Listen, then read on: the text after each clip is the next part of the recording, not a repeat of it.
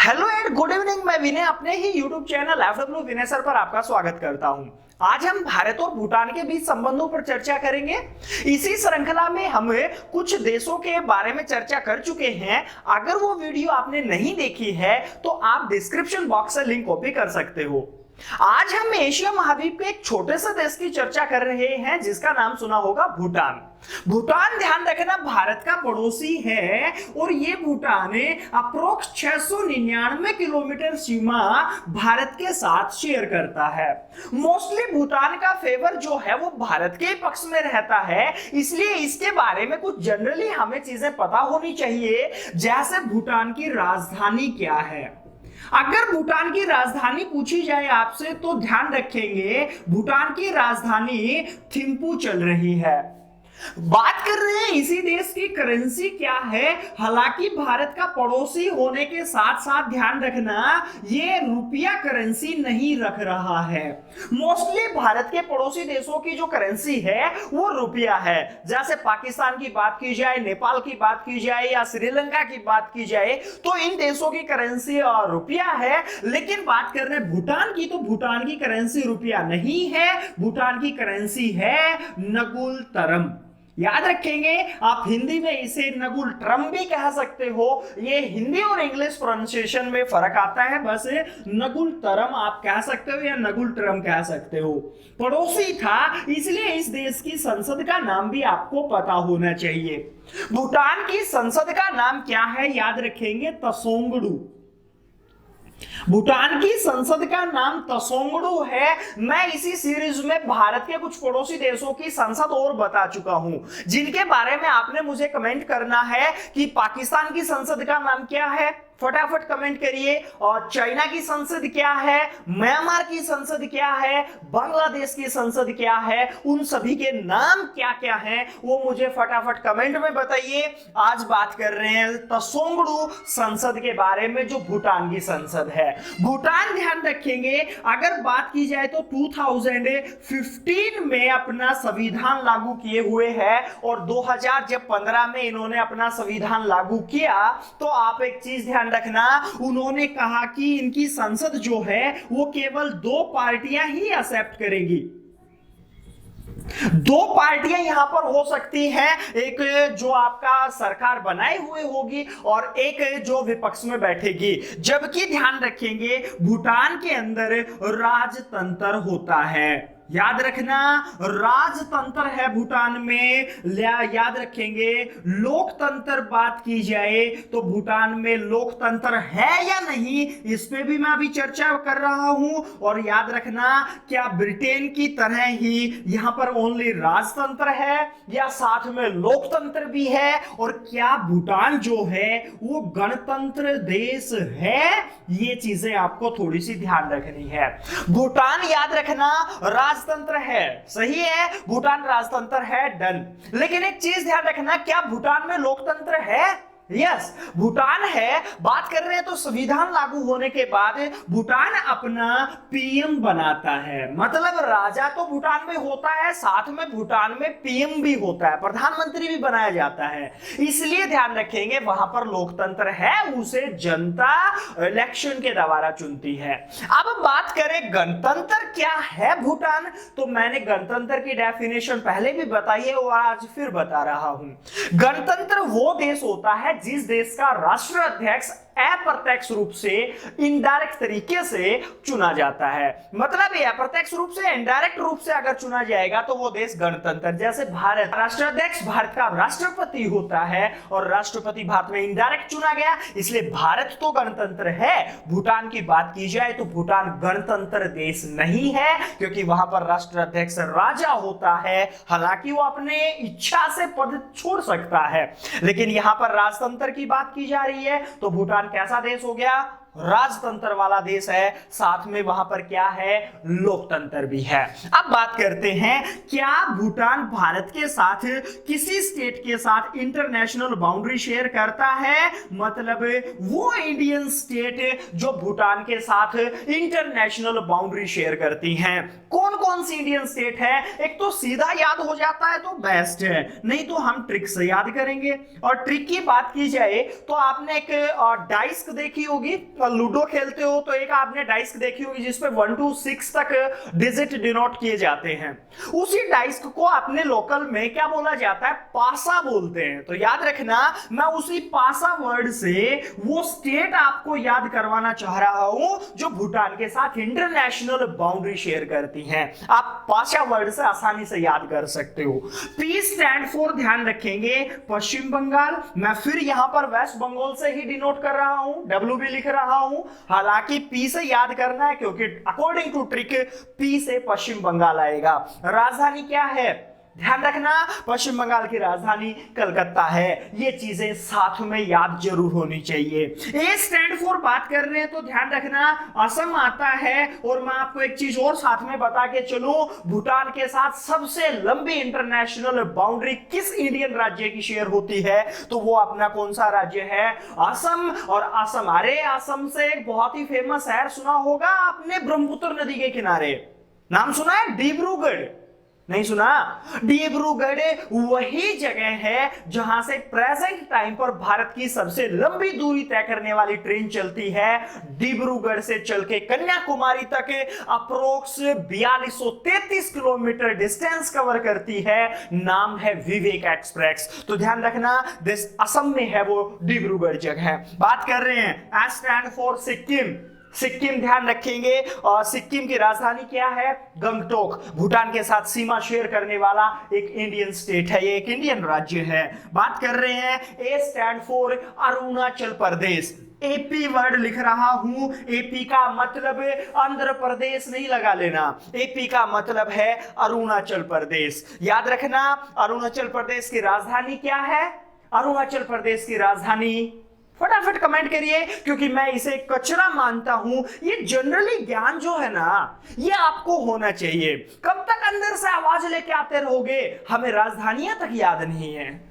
अरे छोटा टारगेट रखो और पूरी राजधानियां निपटा डालो, चाहे वो पेपर में आती हो या नहीं आती हो। ध्यान रखना, बात कर रहे हैं इसी भूटान के साथ भारत के संबंधों पर। भारत के संबंध इस देश के साथ कैसे हैं? सबसे पहले तो मैं विवाद की अगर बात करूं तो इस देश के साथ भारत का प्रेजेंट टाइम पर कोई विवाद नहीं है। हालांकि संबंधों में उतार चढ़ाव आते रहे हैं। भारत जब 1947 में आजाद हुआ था तो दोनों देशों के बीच में, मतलब भूटान और इंडिया के बीच में एक संधि होती है, और उस संधि का नाम मैं बता देता हूं, भारत भूटान संधि। भारत भूटान संधि 1949 के नाम से वो संधि जानी जाती है। मतलब 1949 में भारत और भूटान के बीच में एक संधि होती है जिसमें दोनों देशों के बीच में कुछ कंडीशन निर्धारित की गई जिन्हें दोनों देशों को मानना पड़ेगा। कैसे कि भारत जो है वो भूटान की विदेश नीति में इंटरफेयर करेगा। ये एक कंडीशन थी कि भूटान जो है उसकी विदेश नीति जो है वो भारत से पूछेगा कि हम ये चाहते हैं, या विदाउट भारत से पूछे भूटान कुछ नहीं कर सकता। ये भारत भूटान संधि 1949 में डिसाइड किया गया कि भारत जो है वो भूटान की विदेश नीति को देखेगा। अब जब भारत भूटान की विदेश नीति को देखेगा तो साथ में एक चीज और डिसाइड की गई थी कि कुछ इंटरफेयर आंतरिक मामलों में भी भारत जो है वो भूटान के में कर सकता है। मतलब भूटान के जो आंतरिक मामले हैं ना उसमें भारत इंटरफेयर करेगा।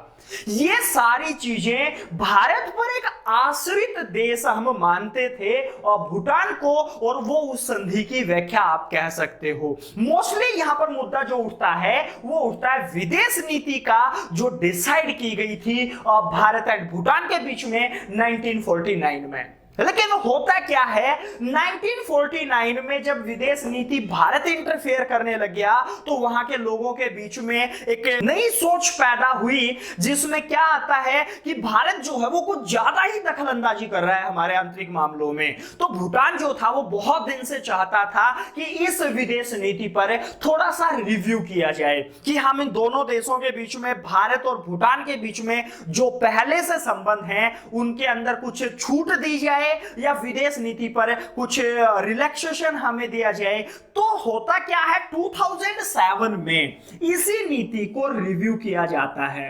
2007 में भारत भूटान जो संधि है वो दोबारा से रिव्यू होती है और भूटान कहता है कि हम प्रभुत्व संपन्न एक राष्ट्र बनना चाहते हैं, इसलिए भारत से कुछ बातें कहलवाता है या लिखित में लेता है। पहली बात कौन सी कि 2007 की संधि के अनुसार भारत जो है वो इंटरनल मामलों में भूटान के में इंटरफेयर नहीं करेगा, जबकि 1949 के अकॉर्डिंग कर सकता था, क्योंकि वहां पर जो नई जनरेशन थी वो नहीं चाहती थी कि भारत जो है वो इंटरफेयर करे, लेकिन उनके अकॉर्डिंग ही भारत ने माना कि सही है 2007 के अकॉर्डिंग इंटरनल अफेयर्स जो हैं उस देश के आंतरिक मामले हैं उसमें भारत हस्तक्षेप नहीं करेगा, और भारत ने हाँ कह दिया, ठीक है हम नहीं करेंगे। सेकंड, उसने कहा कि हम प्रभुत्व संपन्न बनना चाहते हैं, और नंबर 2, अगर प्रभुत्व संपन्न होना है तो हमारे देश की जो विदेश नीति है उसमें भी आप इंटरफेयर नहीं करोगे। अब भारत ने कहा ठीक है हम आपकी विदेश नीति में भी इंटरफेयर नहीं करेंगे, हां जहां आपको दिक्कत आती है आप हमसे पूछिएगा जरूर, और ये दोनों कंडीशन 2007 के रिव्यू में सारी जो थी वो सक्सेस हो जाती हैं। अब यहां पर जब ये दोनों सक्सेस हुई तो भारत जो था वो भूटान के साथ थोड़े से जो लिंक थे उसमें गैप देख रहा था। भारत ने सोचा कि हो सकता है इस संधि के अकॉर्डिंग भारत जो है और भूटान जो है उन दोनों के बीच में हल्का सा गैप आ जाए, लेकिन इस देश ने कहा इसी रिव्यू में कि भारत जो है वो भूटान के सुरक्षा की जिम्मेवारी लेगा। अगर भूटान के ऊपर कोई दिक्कत आती है तो उसकी सुरक्षा की जिम्मेवारी किसकी होगी? भारत की होगी। मतलब भारत जो है ना, मैं आपको थोड़ा सा मैप के अकॉर्डिंग बता देता हूं, ध्यान रखना। भारत का जो ऊपर वाला मैप आता है देश, ये नेपाल से होता हुआ ये सिक्किम आता है हमारा, और ये अपना भूटान है। याद रखना देश अरुणाचल प्रदेश। तो मैं यहाँ पे बात कर रहा हूं, और ये देश एक छोटा सा लैंडलॉक कंट्री है भूटान।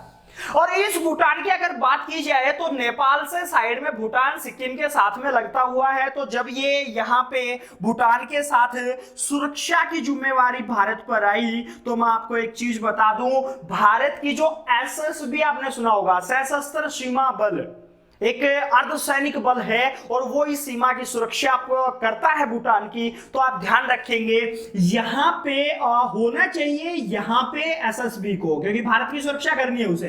लेकिन इसी 2007 के रिव्यू के अकॉर्डिंग या इसी के बाद सशस्त्र सीमा बल यहाँ पे है, क्योंकि भूटान जो है उसकी सुरक्षा की जिम्मेवारी भारत की है। तो भूटान जो है वो ध्यान रखेंगे अकॉर्डिंग दिस संधि के अकॉर्डिंग या इसी रिव्यू के अकॉर्डिंग मोस्टली भारत के पक्ष में ही है। और एक और विवाद भी तो सुना होगा आपने, कुछ टाइम पहले एक विवाद सुना होगा, डोकलाम विवाद। ध्यान रखना दिस डोकलाम, एक वर्ड लिख रहा हूं डोकलाम। मैंने आपको बताया भी था कि डोकलाम जगह भूटान की है, लेकिन विवाद भारत और चाइना के बीच में है। क्यों? क्योंकि जो डोकलाम जगह है वो प्रॉपर भूटान में है, और अकॉर्डिंग टू दिस रिव्यू क्या है, भारत भूटान की सुरक्षा की जिम्मेवारी लिए हुए है। तो चाइना इस डोकलाम को हथियाना चाहता है, मतलब भूटान पर कब्जा करना चाहता है, लेकिन एसएसबी अपनी यहाँ पे है वो आगे आने नहीं दे रही है। तो डोकलाम विवाद हालांकि है चाइना के साथ भारत का, लेकिन ये जगह कहाँ की है? भूटान की। तो ये रिव्यू जो 2007 में हुआ ये थोड़ा सा फेमस रिव्यू था। अब यहाँ पे क्या होता है, इस देश के अंदर कुछ थोड़ा सा फेरबदल भी होता है आफ्टर रिव्यू। क्या होता है, वहां पर जब लोकतंत्र है तो एक पीएम बने थे थिनले। एक पीएम की बात कर रहा हूं मैं, उस पीएम का नाम लिख भी रहा हूं, ध्यान रखना। और थिनले पीएम, ये जो थिनले पीएम है इसको आप कह सकते हो कि थिनले पीएम जब बना था 2014 से पहले यही था थिनले, और जबकि 2014 में कौन आ गया था? दस टोबैगो। ये वर्ड है टोबैगो जो है वो कब आया था? टोबैगो 2014 में आया है। और इन दोनों जब पीएम के बीच में दोनों प्रधानमंत्री आए तो इनके बीच में भारत को लेकर के थोड़ा सा मतभेद रहा है। कैसे? जब थिनले आया था तो वो ध्यान रखेंगे थोड़ा सा अपना झुकाव चाइना की तरफ रख रहा था, मतलब 2014 से पहले उसका सारा झुकाव किसकी तरफ हो गया था? चाइना की तरफ। अब जब चाइना की तरफ झुकाव हुआ तो भारत ने कहा कि जो भारत से तेल की या पेट्रोलियम की जो आपूर्ति होती है उसे हम बंद कर देंगे। अब अगर भारत ने ये भूटान को धमकी दी या इस रिव्यू का हवाला दिया कि आपके पहले से जब हमारे बीच में संधि है तो आप चाइना का यहां पे पक्ष क्यों ले रहे हो, इसी बात को लेते हुए 2014 में भूटान में इलेक्शन हुआ और यहां पर इस व्यक्ति के लिए एक बदनामी की लाइन खींच दी गई और थिल्ले को इलेक्शन में हरा करके टोबैगो को वहां का प्रधानमंत्री बना दिया गया। और 2014 के बाद जब टोबैगो यहां पर आए तो ध्यान रखेंगे भारत के पक्ष में था ये व्यक्ति और भारत और भूटान के संबंध जो हैं वो फिर से बहुत ही एक यूनिक कह सकते हो या बहुत ही अच्छे कह सकते हो फिर से बन गए। अब ये दोनों देशों के बीच में जितने भी संबंध थे इन सभी में सबसे ज्यादा जलन जो होती है वो चाइना को होती है। क्यों? क्योंकि भूटान जो है वो चाइना की एक पॉलिसी को सिरे से नकार रहा है। चाइना की एक पॉलिसी चल रही है ना, one way one belt road, ध्यान रखेंगे, वन वे वन बेल्ट। अरे ये वही वन वे वन बेल्ट है जो चाइना और पाकिस्तान के बीच में एक रोड बनाया था, सुना होगा।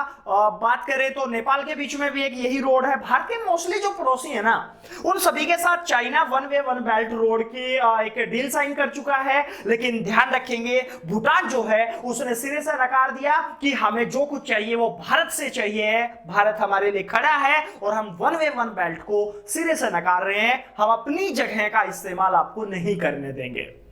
तो इसी के साथ आप कह सकते हो कि भारत और भूटान के संबंध बहुत ही मधुर है प्रेजेंट टाइम पर। इन फ्यूचर हम कह नहीं सकते हैं क्योंकि सरकार लोकतंत्र है और सत्ता बदलती रहती है, तो हम नहीं कह सकते कि इन फ्यूचर क्या होगा।